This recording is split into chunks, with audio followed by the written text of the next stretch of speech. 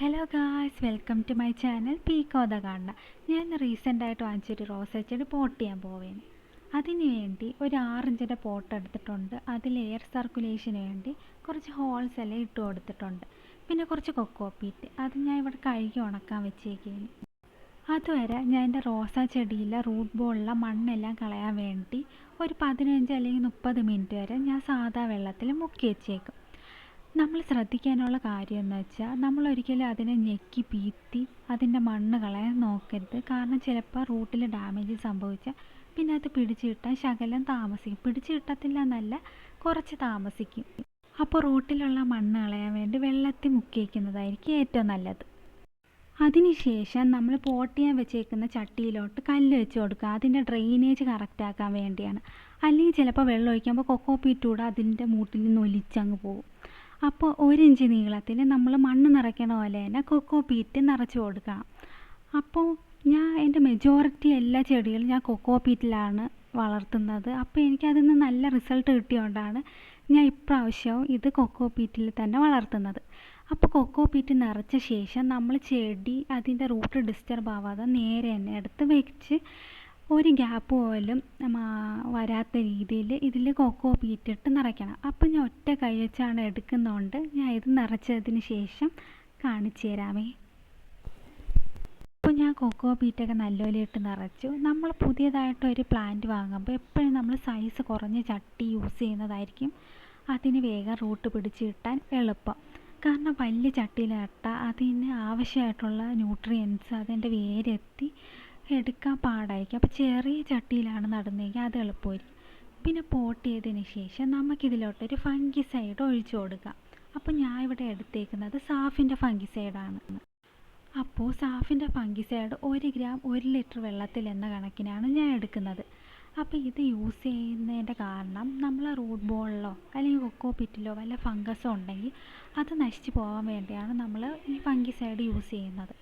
ഈ ഫംഗിസൈഡ് ആഴ്ചയിൽ യൂസ് ചെയ്യാം. അല്ലെങ്കിൽ നല്ല മഴയുള്ള സമയത്ത് റോട്ട് സംഭവിക്കാതിരിക്കാൻ വേണ്ടി നമുക്ക് ഫംഗിസൈഡ് ഇലയിലും പിന്നെ റൂട്ടിലൊക്കെ നമുക്ക് ഡ്രെയിൻ ചെയ്ത് കൊടുക്കാം.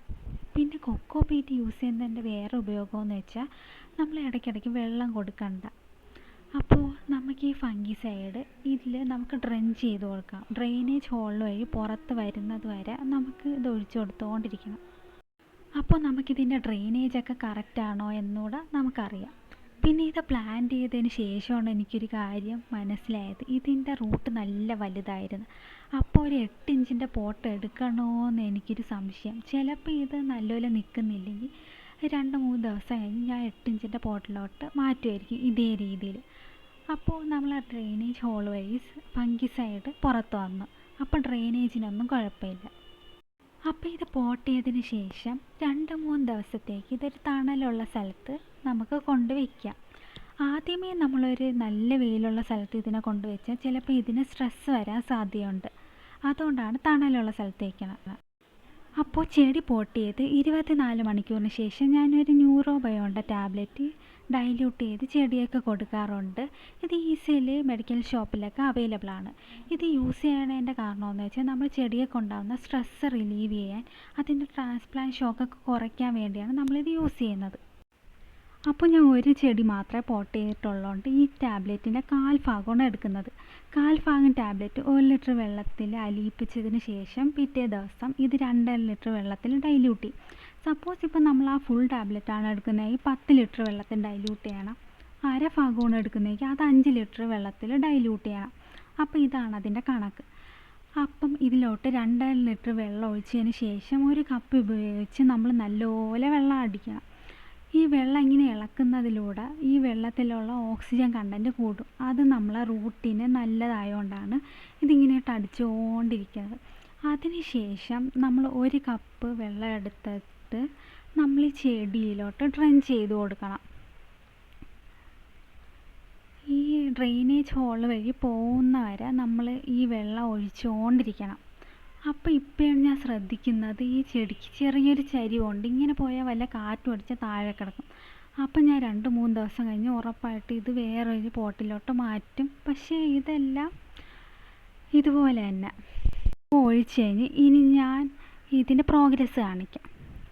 അപ്പോൾ ഇത് 14 ദിവസത്തിന് ശേഷമുള്ള ചെടിയാണ്. ഈ ചെടിയിൽ ഇപ്പോൾ ഇതിലൊരു സക്കർ സ്റ്റെം കൂടെ വളർന്നു വന്നിട്ടുണ്ട്.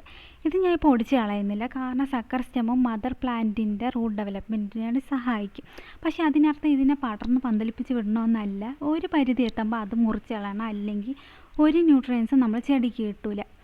അപ്പോൾ നമ്മൾ ചെടിയിൽ നോക്കുമ്പം ഇതിൽ പുതിയ നോട്ട്സൊക്കെ ആക്ടിവേറ്റ് ചെയ്ത് പുതിയ പുതിയ ഇലകൾ വരാൻ തുടങ്ങി. പിന്നെ ഞാൻ നട്ടതിന് ശേഷം ഇതിൽ 3 മൊട്ട് വന്ന്, ആ 3 മൊട്ടും ഞാൻ ഇപ്പോൾ പറിച്ച് കളഞ്ഞ് ഇപ്പം ഇതിലൊരു മൊട്ടുണ്ട്. അത് ഞാൻ ഇപ്പോഴാണ് കാണുന്നത് വീഡിയോ എടുക്കുന്ന സമയത്ത്. പിന്നെ ഈ ലീഫെല്ലാം കാളായിട്ടിരിക്കാൻ കാരണം ഇതിൽ പെസ്റ്റ് അറ്റാക്ക് നടന്ന്.